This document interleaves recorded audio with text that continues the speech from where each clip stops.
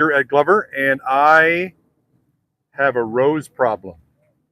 Um, in that, I've got over 100 roses at home right now. In fact, I think I put in 6 new roses this year. So I'm not necessarily. Oh, sorry. Can you hear me? Here we go. You got me now? Here we go. All right. So again, my name is Paul. I head up the sales team here at Glover Nursery, and I am the resident rose expert only because I have over 100 roses at home, and I am learning how to care for them just like anybody else. But because I have such a large stable of plants, I have seen a lot, and I've dealt with a lot of issues that roses can give you. If you don't know this already, Utah, northern Utah, is probably one of the best places in the country, possibly in the world, to grow roses. We have the kind of climate that is dry, and what you'll find is a lot of the roses that we buy from growers are actually grown in California in very dry, hot conditions, because roses actually do very well with the kind of water care that we require, but they like it hot and dry. That helps them to not have to deal with a lot of the fungal issues that you see folks in other parts of the country having to deal with. Portland, a big, it's called Rose City, USA up there, yet they have to deal with a decent amount of fungal issues that we don't. So we're very lucky in that sense. So today what we're going to do is we're going to talk about, and if you've done this before, there's going to be a lot of repetition only because there's only just so much advice you get with roses because they are relatively easy to take care of in Utah. They're not a plant it and forget it plant, but they are one of those plants that performs surprisingly well with very little intervention. There's some basic things that you do with roses, and I think we all know about those, but we'll talk about them. Pruning, obviously, one of them. But otherwise, roses are a surprisingly easy care plant that can give you, pound for pound, the most blooms out of any plant that you can plant. Maybe Potentia will give you an equal amount of color, but roses are surprisingly hardworking all throughout the growing season, right? So again, today what we're going to do is we're going to talk about the calendar and where we are in the calendar today versus also just what we want to talk about for getting things ready for the wintertime and also to anticipate some of the things you need to think about in the springtime. And then we'll be talking about some of those products that either will be good ideas today or at least planning it in your head for some of the things that'll be good to use in the springtime. And then we'll also have a brief discussion just about roses. If you've been to these before, you know how deep I can get into the history of roses. I'm not going to do that today, but read up on the history of roses. It's an amazing story because roses are the world's most, they're the favorite flower, most popular flower in the world. And they have been actively cultivated by humans for 4,000 years. So it's a lot of work has gone into roses, a lot of time have gone into roses, and a lot of the things that we take for granted today have been in the works now for centuries. So people have been obsessed with roses for a long, long time. All right, so it is September, which means, first of all, how many people have roses? Oh, okay, that's why you're here. Good. So tell me about them. What are they doing now? Okay, are they still, but they're still blooming. Great, good to hear. Is everybody else seeing this kind of action? They're setting up. They're setting up for September, October. Okay. Now it has been a heck of a summertime. It's not been as hot as it could have been, right? Is it true? I mean, steady days of 97 can get to you, but they're not steady days of 103. And that difference means something. And we haven't gotten that this year. The problem, however, is that it's also the driest summer in 150 years. Rats. So that means that, for instance, fall color generally in the landscape will be compromised because it's been so dry.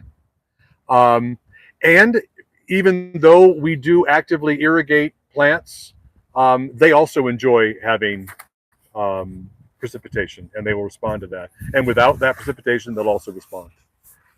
So what roses have done this year, we had a decently dry and warm springtime, so they kicked in on time in like the middle May timeframe and bloomed all the way. We did have that early heat spike in June, which affected my flowers.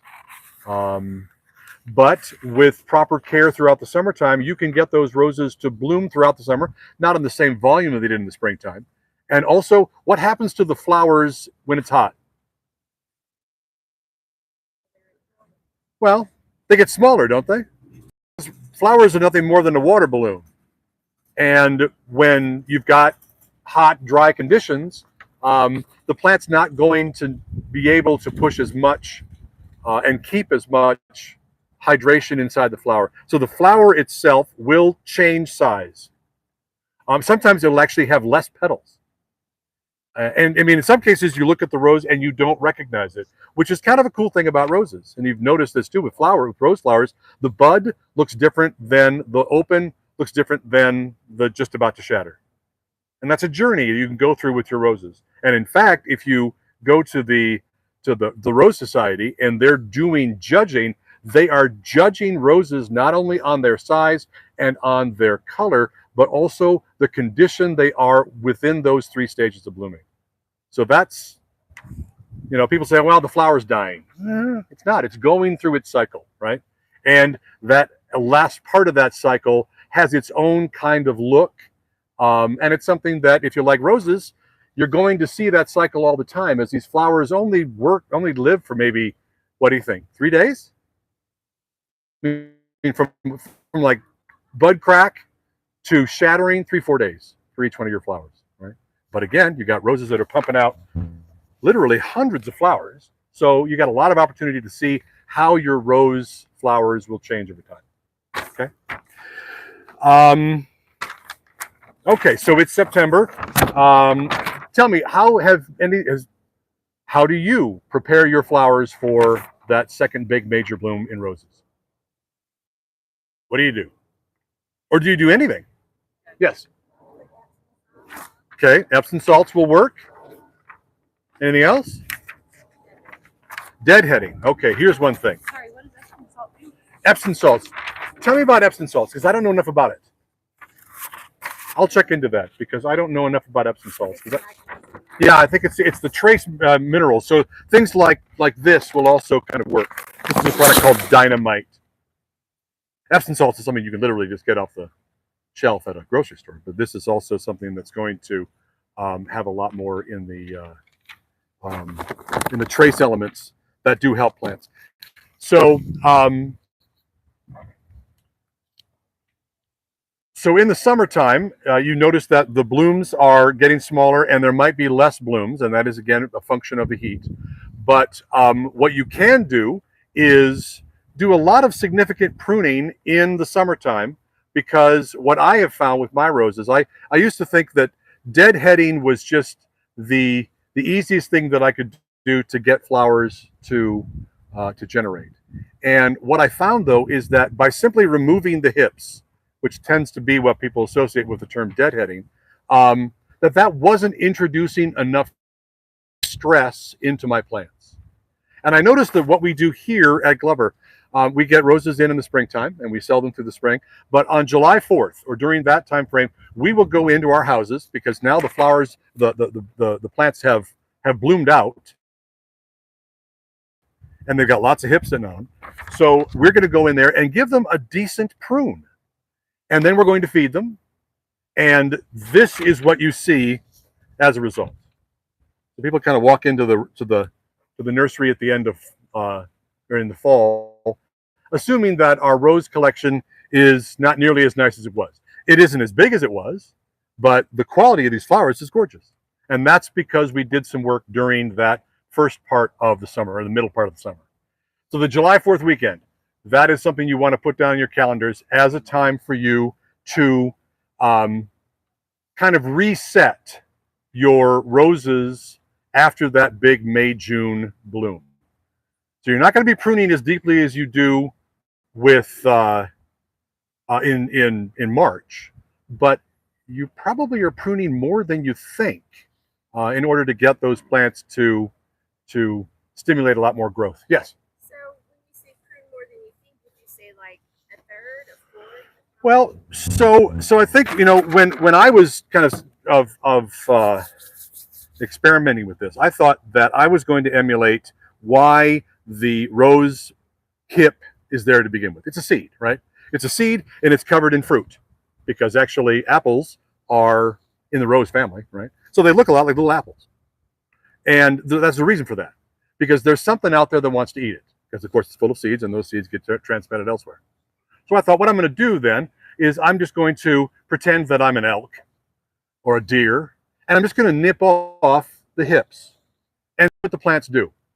And my plants basically coasted throughout all of summertime until it was easy for them to set blooms in the fall, which was not the idea. Because the idea was if I'm going to put that kind of work into the plants during the summertime, to give me as much as they can during the summertime, right? So this year, what I decided to do is I decided to actually prune a lot deeper into the plant than just that tip pruning.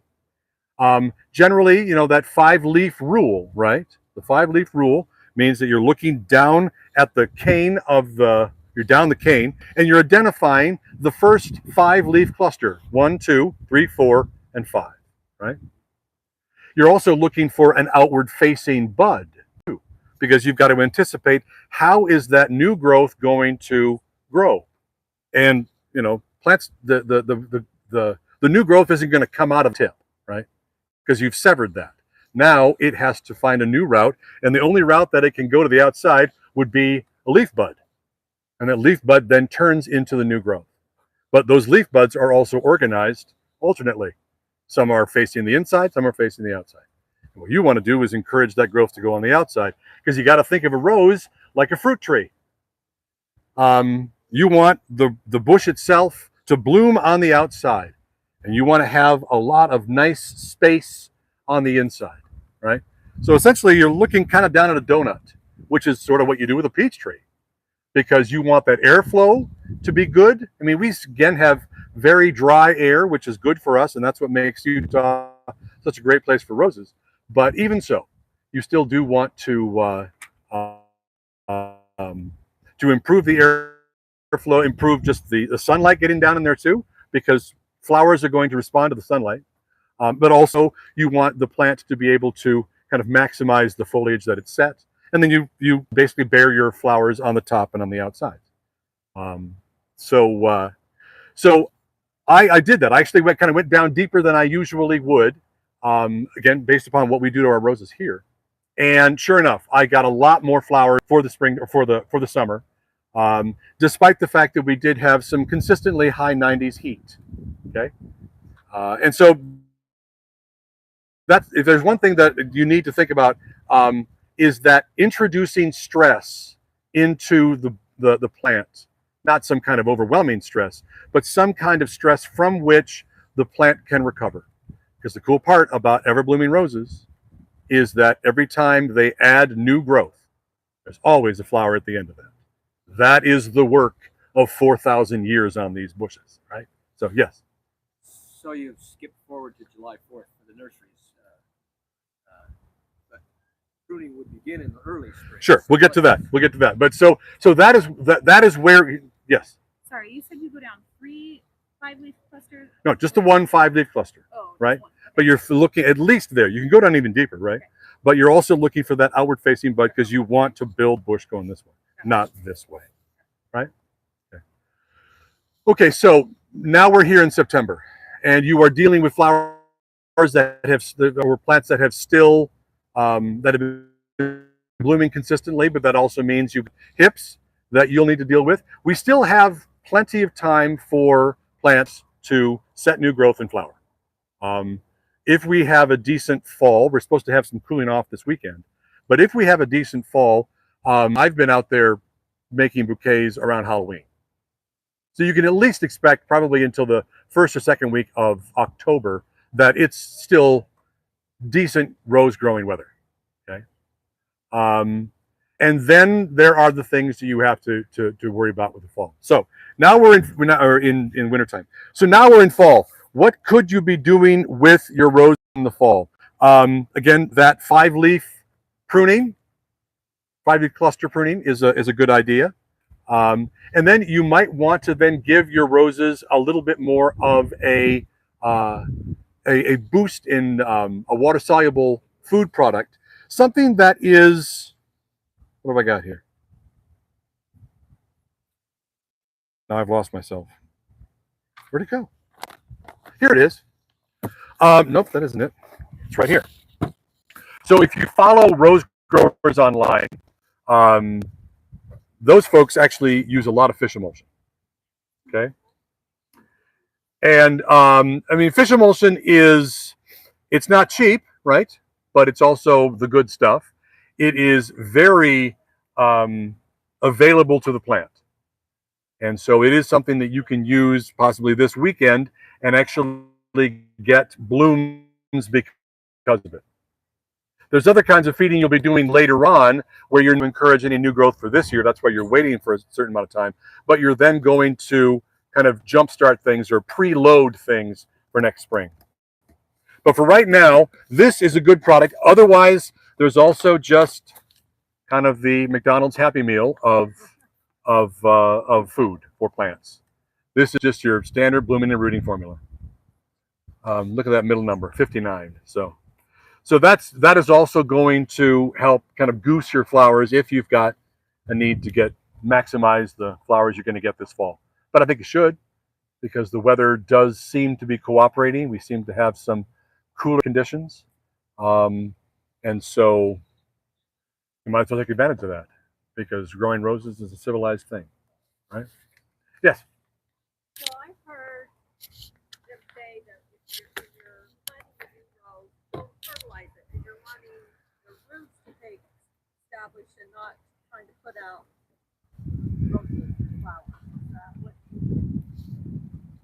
I mean, more growth is also good for the plant because that's where the plant is making its own food, right? Remember that when we're feeding plants, we're not feeding plants. We're just giving them spare parts. They've already got leaves. That's the food they need, right? But a lot of the stuff that we give them enables them to build other parts of themselves better. So there are products that have a high middle number. We all know what the analysis and fertilizer is, right? What's the first number? Nitrogen, N. What's the second number? Phosphoric acid is P. And what's the third number?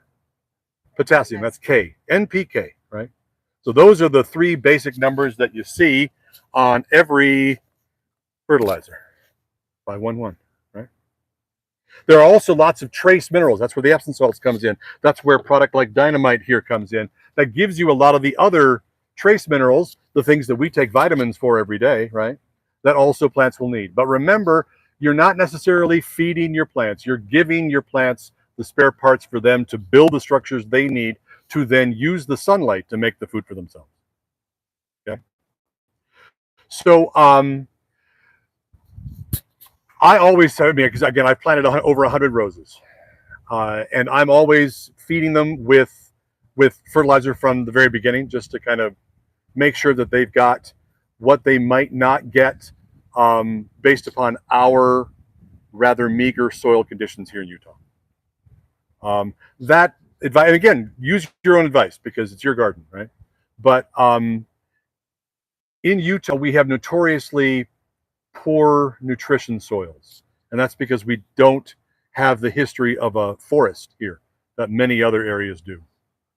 It was grassland here. Before that, it was an inland sea.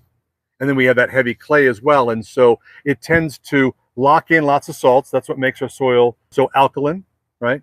pH, which is that measure of soil chemistry. We tend to be well above 7, possibly into the 8.5, 8.4 range. Very alkaline. And that is obviously different throughout the valley, but generally that's the kind of condition that people ought to expect when you're dealing with plants in Utah. We also tend to have a high phosphorus content, thanks to our legacy as an inland sea And those are all the fish bones. So compared to other areas, we tend to have more phosphorus content. However, that phosphorus content tends to show up as an actual band. You'll dig down deep enough and you'll see this white line. And that's your kind of archaeological way of saying, oh, look, that's where the fish are, right? Um, but I mean, with roses, putting them in the ground and then just giving them proper water, your chances are you're going to be very successful, because roses with the proper water care are very, very easy plants to grow. Okay, so it's the fall now. You're going to be cutting roses. I hope all of you have a reasonable supply of bud vases and such, because using roses as cutting flowers is, again, an incredibly civilized thing to do. What's the percentage of roses that are actually fragrant? Not as much as you think, right? So people come into the nursery and they expect to go to the rose garden and then just pick roses that are all fragrant. And that is not the case, right? Because the search for roses and new kinds of roses means all kinds of genetic work, hybridizing roses. Turns out that is a dominant, no, it's a regressive gene. And so it tends to fall out as you hybridize more. So only 25% of roses are truly fragrant. You've got a list of, a good size list, of those roses that are considered highly fragrant. All roses will have a fragrance if you get down deep into them, right? But a lot of people come in here and just assume that I'm going to plant a rose garden, and one of the reasons why is because I like the fragrance. Well, we have to then think about which plants you're going to get, because not all of them will do the job. Even your friends at David Austin roses are fragrant as what a lot of people assume all David Austins are, right? They're nice roses, but they have the same limitations that other kinds of roses do. And yes. Oh, sorry. Okay, let's see what else we're going on here. So we have we've decided to kind of goose them this weekend, possibly with some kind of water soluble, very readily available plant food to give them the spare parts that they need to add to that new growth. And when they do, they're going to be adding new flowers, because that is the unique part about what an ever-blooming rose does compared to other kinds of plants out there, right? And then you're going to enjoy. You can turn the water down if you have, well, first of all, how do people grow or water their flower or water their roses? Drip irrigation. You got to do it, right? Roses do not like to have water thrown at them. Most plants don't like water thrown at them, right? And so drip irrigation is the best way to not only kind of forestall a lot of the fungal issues that you can invite if you are throwing water at plants, but then you're also delivering water more effectively and more efficiently, because you're delivering water at soil level. You're not getting it up in the air, because you get it up in the air and it blows away. And so now you're at the soil level, and that's also where you can kind of then, you know where the water is, because there's the emitter, right? Throughout the summertime, I've been watering mine on a 2-gallon-an-hour emitter for 35 minutes every other night. 2-gallon-an-hour emitter. I run mine for 35 minutes every other night. That's during the heat of the summer, right? You can certainly water probably less, but what will happen as a consequence? Less blooms. The plant doesn't have the turgor pressure it needs to be able to not only keep everything that it's got active, but to add more. And there's all kinds of meetings happening inside the plant, figuring out what they're doing. One emitter per bush? I get only one emitter per bush. I should probably do more.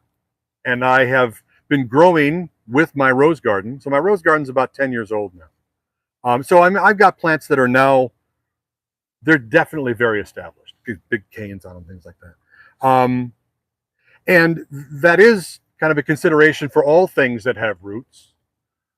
Plants don't usually bore themselves down into the ground. They reach out and grab, right? And that also means then that the active part of the root zone that is really interacting with the soil, that is pulling in micronutrition, that is pulling in water, is out there at the margins, just like our lungs work. It's kind of surprising how our lungs and roots look identical, right?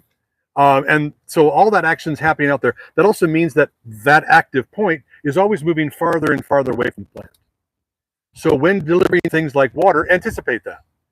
I haven't really done that, and I think I need to probably, that's another big project I have for next year, is to kind of recalibrate a lot of where my emitters are, just to make sure that I'm maximizing the water that I'm using. And we could all experiment in our landscapes with how to reduce our water use. That's just, we're all going to benefit from that eventually. Turning off the water entirely, absolutely not. I mean, not if you want to have a nice rose garden. At the same time, though, I'm sure there are ways for all of us to fine tune it so that we're not using as much water. And the Great Salt Lake will obviously benefit from that because it's in kind of trouble right now. Yes? Thanksgiving Point does 2 emitters on in their rose garden. Do they? Yeah. And I don't know what their timing is, though. That's the thing. Yeah. So, I was responding to her.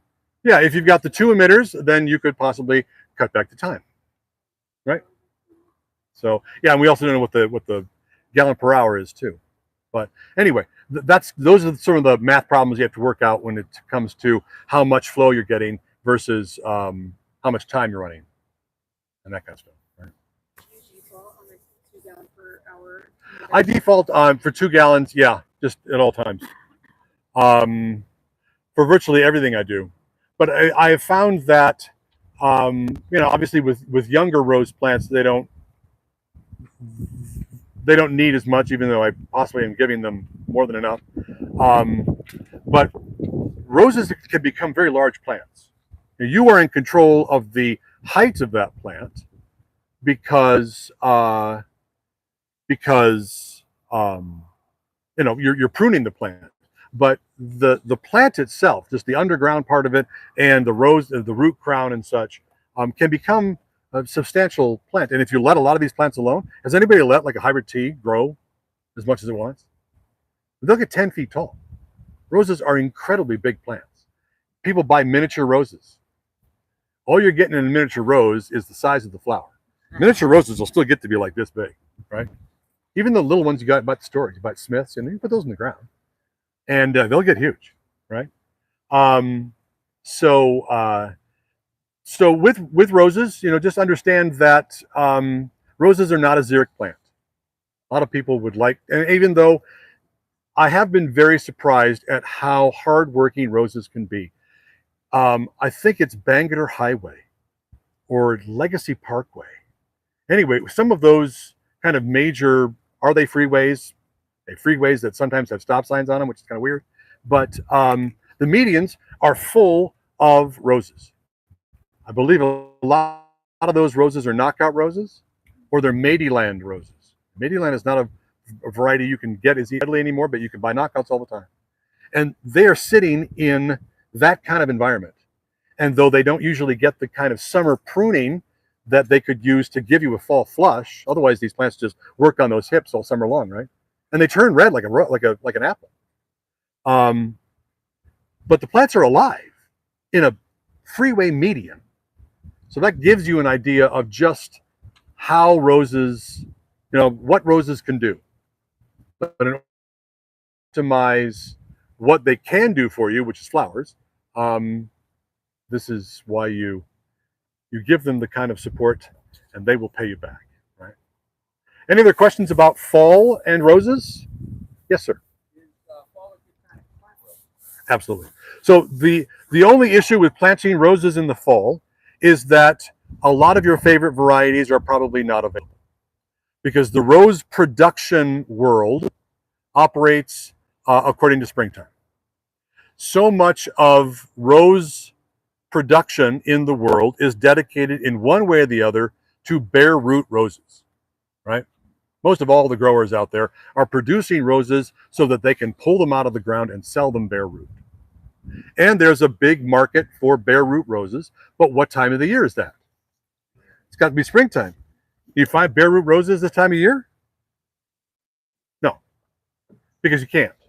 Because that bare root condition is something that, I mean, the plant is asleep. Think of yourself in surgery, right? And you prefer to have all that stuff happening when you're dormant. When the plant begins to wake up, that's when you can run into some problems, right? However, that means that the roses that we purchase that come containerized have been relatively recently bare root themselves. Okay, so we get roses from two main sources here at Glover. One is Weeks roses, right? And the other one is Star roses. Weeks roses, this is their,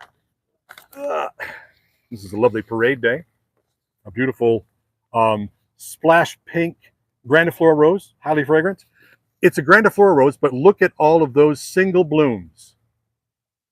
So roses are very unpredictable. People buy roses, hybrid teas, because I want a bunch of single flowers per stem roses. I'm not sure if that is as guaranteed as you think. Because again, I got over 100 of them, and I've got lots of grandifloras, floribundas, and hybrid teas. And so many of them just like to put on all kinds of flowers. And the only way to do that is to give you multiple flower clusters. So even hybrid teas will do that.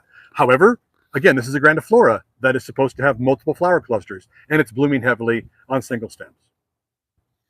That is the Weeks logo, the green logo. And you'll see us, we'll bring those in starting, depending upon what the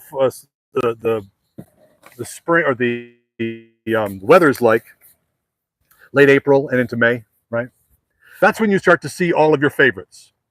The Mr. Lincolns, the Pope John Paul, what are the other big major ones? Huh? Peace. We have a decent amount of peace all the time, because you know what? Peace is actually the most popular rose, and the rose is the most popular flower in the world, which means that the peace rose is the most popular flower in the world. Anybody else have peace roses? You got to get one. People think, well, that was, a lot of people kind of associate that with the grandma rose. You know what? She's got some great ideas, because the peace rose is one of those roses that just never stops. And it also just gives you stupidly big flowers, even in the dead of summer. So there's a reason why that rose has been as popular for as long. It just is such a really hard worker. But again, she will give you mostly, at least for mine, all summer long, it's been multiple blooms per stem. Okay, here, just as an aside, is there a way that you can use a multiple bloom per stem as a cut flower? Yes. Of course, yeah. So people assume that I want single blooms per stem because I'm using these for cutting. And yeah, that's the way that you tend to buy roses at the florist shop. But have you ever tried to take all those stems and jam them into a vase, especially a bud vase? You can't. What's cool about multiple blooms is that all of those flowers, oftentimes like with grandifloras, these are full-size hybrid tea. The center stack flowers, the kind of shape that everybody associates with roses. You're going to have a big cluster of those. How do roses bloom if you get a cluster? Have you noticed? They have a certain kind of routine. It's a hens and chicks situation, right? So usually you're getting odd numbers on your flowers. 5 usually is what happens, right? There's always going to be one in the middle. And that one is the one that's going to open first. And you can see her. She's going to swell up. She's going to split. She's going to crack. The others are now kind of hanging out on the side. They only start to crack when the mother hen starts to shatter. And so people think, well, I'm not going to just cut that off and put it in a vase because you got that ugly hip in there. Fine, cut it off. Because usually it's in the center, right? And usually the flowers that are sitting there on the side are going to get big enough anyway, you won't see it. Now suddenly you've got this really nice floral demonstration on a single stem in a bud vase. So I prefer multiple, cluster blooming roses. Those are also called sprays. I guess in the floral industry, that'd be called a spray, right? But it's a multiple bloom. And like I said, I've got hybrid teas, grandifloras, floribundas, and floribundas are supposed to be flowers that give you multiple blooms per stem. Floribunda, abundant flowers. Grandifloras were developed because they took hybrid teas and they mixed them with floribundas to get a hybrid tea flower on a multiple form, right? People think, well, then I'm going to go to the hybrid tea. I want the single bloom. They will give you lots and lots of multiple flowers. And then you might get singles, but here's a floribunda rose right now. This is an oh my. All of it's got single blooms. Very highly unpredictable plants, except for the fact that the flowers are going to be fantastic. Okay. Any other questions about fall? Yes. On a shrub rose, Ah, shrub rose, do you mulch them? They're a little bit spindly. They don't have the big fat. they don't. Yes. So mulching is something you can definitely do all season long. Mulching is something that's kind of mandatory in the wintertime here, right? So that when thinking of mulching, people, that's usually a winter routine, but it's also good practice in the summertime because not only is that mulch acting to kind of insulate the root mass from dry heat exposure, but also depending upon the kind of stuff that you're using, that is designed to also fall apart because it's organic. And if that's the case, then that's another way that you can add to soil nutrition without you going out there and fertilizing, right? Yes. Follow up. Follow up. So I do mulch all year around the roots and stuff. Right. In the wintertime, can I Yeah. fill it up? We will get to that when we get to winter scheduling. But in terms of just kind of generalized compost mulching practice, this is the stuff right here. So you can use all kinds of things. When we talk about wintertime, please use the leaves from your trees. This idea that we rake up trees' leaves and cart them somewhere else. The tree loses its leaves for a reason. It also expects to get a lot of those byproducts, those spare parts from the rotting leaves the next spring. It's just going to drop it off here and I'll be back next spring to pick it up. And then, of course, we've taken it all away and the tree's like, where'd it all go? You can use that very effectively as a winter compost, right?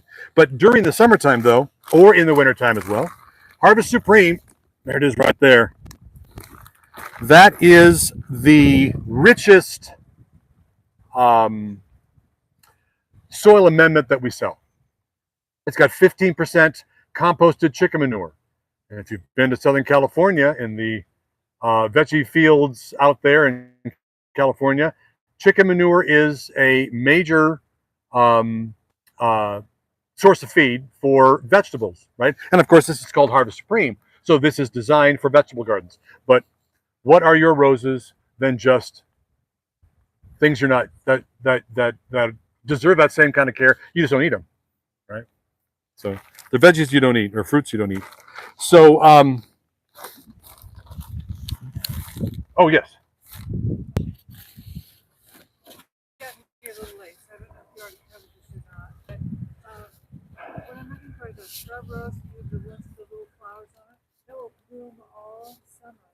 So is this all in this Outlast? Is that Outlast? This is that last up here, yes. What is it supposed to do? Okay. Let's just take this opportunity then to kind of review the different kinds of roses, right? So when you close your eyes and you think of a rose, you're thinking of a hybrid tea rose. That is that big high-centered kind of stack with the unfurl, usually in the 45 petal range, maybe less, right? Not a huge amount of petals, but a decent amount. Okay. Then there are floribundas. Floribundas are usually smaller flowers, but then they're blooming on multiple stems. Okay.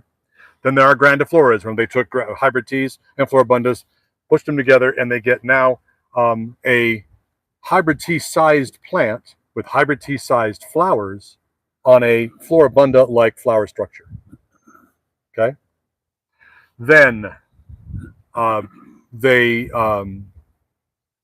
it was basically in the 90s when, well, in the 70s is when David Austin showed up, And in the 80s and 90s is when a lot of these other modified shrub roses showed up in the marketplace because people just were kind of tired of roses. Trends kind of do this, right? We're back up here when it comes to roses, but for a time we were down here. And so the rose market was looking for ways to make roses more friendly to people who don't like roses. And that's where the era of the knockout rose began. And here's that rose I was talking about that could possibly be growing in the median in either Bangor Highway or somewhere else. But these are incredibly hardworking plants. Right? These are considered a hybrid shrub rose. I've been to arboretums that have rose gardens that still call this a floribunda. Okay, so this is one of those plants that you can buy as an individual, but people often will buy multiples of these things and they'll turn them into hedges. And that is a good way to use flowers. I collect my roses, but other people will use the roses for what they do. They flower. And so you're going to use a bank of flowers, a block of these things. Well, then this is a perfect way to do it. Okay. So knockout is definitely one that will also, with the kind of proper summer care, with that pruning we talked about, and the decent water that you want to give plants during the summer months, and some fertilizing as well, then you'll get flowers all summer long. So there's one. So yes, okay. So then, yes. So there's more then. Then as a result of that, our friends, now I think this is happening at the same time. This is the flower carpet rose, right? And its distinctive mauve can. It's had this can since like 1987. These are the flower carpet roses. So these are more of the ground cover roses. However, these do not stay as low as what carpet would imply. You can definitely trim them down into a very effective ground cover. But people assume that I'm just going to plant this and it's just going to, it will definitely get wide, but it's also going to kind of pile on itself. So it's not the carpet that I think a lot of people expect, but I have seen it groomed into that very effectively. Now, speaking of pile, in response to the success of this guy, others there, and they got theirs. This definitely piles. In fact, it's called a drift rose. It piles up and turns into drifts. And you can use this some pruning, but the beauty of this plant is kind of that sweeping, informal look that's still a big block of plants. That's also not gigantic. Drift roses will also max out at about 3 feet tall. Very pretty plants. But this is, again, another very effective marketing campaign. Because there are different kinds of plants that could give you the same performance, but a lot of these growers are now looking for plants that are doing much the same thing in different colors, and that's their product, right? And people become very attached to these products because there are performance standards that they're designed for, and people have found that they do well. So they're still in the marketplace. All right, so then in the 70s, and then this kind of really exploded in the 90s, was the David Austin rose. So David Austin roses, I agree, can be a little busier with a little less of that heavy cane structure. Even though you leave a David Austin rose in the ground long enough, I've got a Falstaff at home that's a monster, right? And he's got canes like this. But David Austin roses were developed because David Austin, an English guy, thought that Americans had far too much influence over what roses looked like. And it was true. And so he decided he wanted to reintroduce what was called the Old English rose, which never existed. He patented that term. But he's become very successful at designing a certain kind of rose. And that rose